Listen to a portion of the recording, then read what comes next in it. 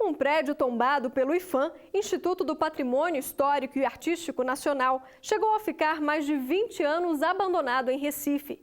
Entre contratos imobiliários e disputas judiciais, a preservação do local ficou de lado.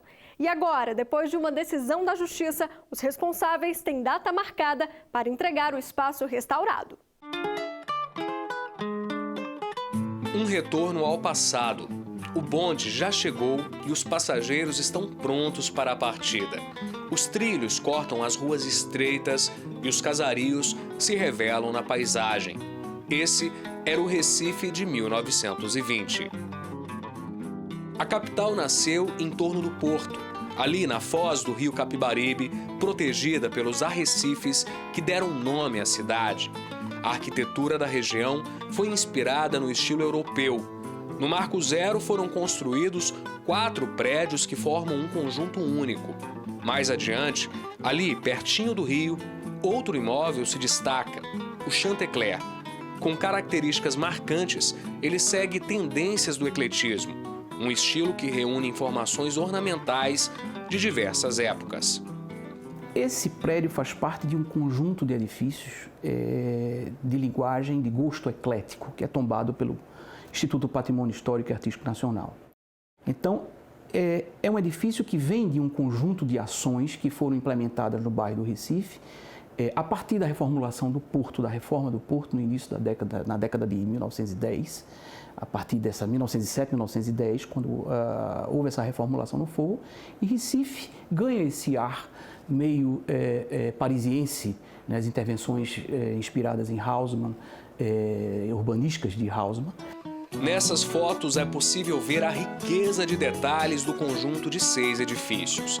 Ele servia de moradia para pessoas da elite da época, mas com as atividades do porto, as famílias acabaram se mudando do centro. A presença do porto trouxe 2 agravantes. Primeiro, algumas ruas que começaram a se transformar em ruas de prostituição. Tinham ainda um agravante da presença da fuligem, da sujeira do porto, do barulho. O arquiteto de 81 anos conta que frequentou o local. Lá dentro ficava a boate que deu nome ao edifício, uma das mais luxuosas da velha zona portuária do bairro do Recife. Ele lembra que, na época, poetas, políticos e jornalistas se divertiam por lá. E o mais interessante era você ver os tipos de dançarino. Os miudinhos, os pisamilho, ou aqueles que davam volteios, e os exibicionistas. Eu cheguei aqui do interior em 76 e aqui na parte de baixo, no térreo, funcionava algumas lojas durante o dia. Durante a noite, o primeiro andar tinha um dance, a gente vinha para dançar, beber. Mas com o declínio da área portuária, o Chantecler entrou em decadência e parou de funcionar no início dos anos 80. O prédio passou mais de 20 anos em completo abandono. O imóvel pertence à Irmandade da Santa Casa de Misericórdia do Recife. E a esperança do espaço voltar a funcionar surgiu quando uma empresa imobiliária alugou o edifício com planos de transformá-lo em uma área de lazer. Mas isso nunca aconteceu.